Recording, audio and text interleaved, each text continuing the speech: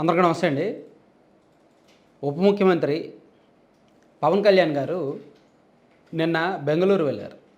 అక్కడ కర్ణాటక ముఖ్యమంత్రి సిద్ధరామయ్య గారిని, అలాగే అక్కడ అటవీ శాఖ మంత్రి గారిని వీళ్ళందరినీ కలిసి అక్కడ మీడియాతో మాట్లాడి కొన్ని రకరకాల కామెంట్స్ చేసే సందర్భంలో ఒక మాట మాట్లాడారు.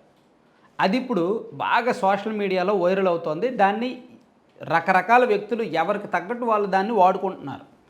దాన్ని రకరకాల కోణాల్లో చూస్తున్నారు. ఇప్పుడు ఒక వ్యక్తి, ఒక ఉన్నత స్థాయిలో ఉన్న వ్యక్తి నోటి నుంచి ఒక మాట వచ్చినప్పుడు దానిలో పాజిటివ్స్ ఎతకొచ్చు, నెగిటివ్స్ ఎతకొచ్చు, సెన్సేషన్ వెతకొచ్చు, ఎలా కావాలంటే అలా దాన్ని చూసుకోవచ్చు. సో ఇక్కడ పవన్ కళ్యాణ్ గారు చేసిన కామెంట్స్ ఏంటంటే, 40 ఏళ్ల కిందట హీరోలు అడవులను రక్షించడానికి సినిమాలు చేసేవాళ్ళు. అంటే అక్కడ కన్నడ ప్రముఖ హీరో ఆయన రాజ్ కుమార్ గారు ఉన్నారు కదా. సో రాజ్ కుమార్ గారి సినిమాని గురించి కామెంట్ చేస్తూ ఒక సినిమా గురించి చెప్తూ, ఆ సినిమాలో హీరో పాత్ర అడవులను రక్షించేదిగా ఉండేది.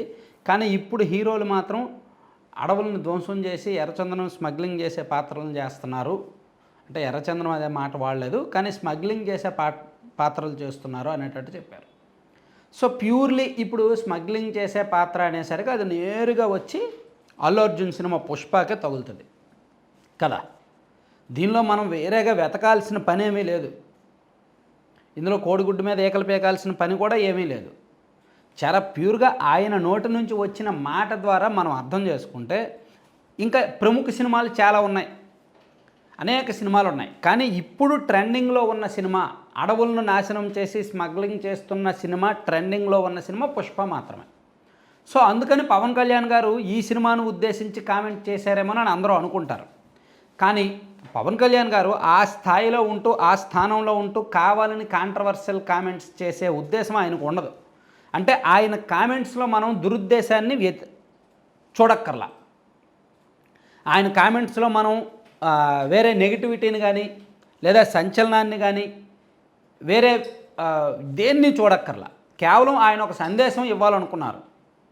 ఆయన ఇవ్వాలనుకున్న సందేశం ఏంటంటే, ఆయన ఒక అటవీ శాఖ మంత్రి కాబట్టి అడవులను సినిమా వాళ్ళు చేసేవి చాలామంది మీద ఇన్ఫ్లుయెన్స్ చూపిస్తాయి కాబట్టి అడవులను రక్షించేలా సినిమాలు తీయండి, గతంలో ఇలా తీసేవాళ్ళు అనే ఒక సందేశాన్ని ఆయన చెప్పాలనుకున్నారు. ఆ క్రమంలో ఆయన ఇలా మాట్లాడారు. ఇలా మాట్లాడింది మనకు ఎలాగ మీడియాలు, సోషల్ మీడియాలో రకరకాలుగా ఉంటాయి, ఎవరికి నచ్చినట్టు వాళ్ళు వెతుకుతారు కాబట్టి దాన్ని ఇదిగో అల్లు అర్జున్ సినిమా పుష్పకు వ్యతిరేకంగా పవన్ కళ్యాణ్ గారు మాట్లాడారు, పుష్ప క్యారెక్టర్ వ్యతిరేకంగా మాట్లాడారని ఆల్రెడీ కొన్ని మీడియాల్లో వార్తలు వస్తున్నాయి. సరే, నేను అన్నీ తప్పు పట్టను, అలాగనే సమర్థించను, ఎవరి కోణం వాళ్ళకు ఉంటుంది. నేను దీనిలో కాంట్రవర్సీ వెతకాల్సిన అవసరం నాకు లేదు, అందుకే నేనంతా వీడియో చేయలే. దీనిలో కాంట్రవర్సీ వెతకాల్సిన అవసరం మనకు లేదు, నాకైతే లేదు. సో పవన్ కళ్యాణ్ గారికి అల్లు అర్జున్ని టార్గెట్ చేయాల్సిన అవసరం ఏముంటుంది చెప్పండి. మేబీ అల్లు అర్జున్ మొన్న నంద్యాల వైసీపీ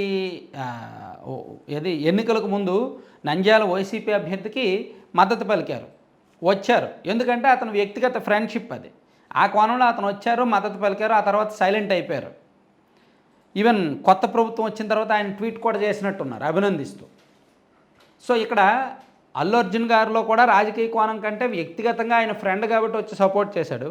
ఇక్కడ పవన్ కళ్యాణ్ గారు కూడా అల్లు అర్జున్ ఏదో రాజకీయ శత్రువుగానో ఇంకా వేరే రకంగా చూసి కామెంట్ చేయాల్సిన పని లేదు. ఆయన జస్ట్ జనరలైజ్గా ఒక సందేశం ఇవ్వాలనుకున్నారు, ఇచ్చారు, అంతే. పలానా హీరోని టార్గెట్ చేయాలి, పలానా వ్యక్తిని టార్గెట్ చేయాలని పవన్ కళ్యాణ్ గారి కామెంట్లో మనం ఇంటెన్షన్ వెతకాల్సిన పనే లేదు. అందుకే సో యాక్చువల్లీ అల్లు అర్జున్ గారి మీద ఏమైనా కామెంట్స్ చేయాలంటే నాగబాబు అప్పుడప్పుడు ఇండైరెక్ట్గా చేస్తుంటాడు. ఆయన కూడా డైరెక్ట్గా చేయడు, ఇండైరెక్ట్గా చేస్తుంటాడు.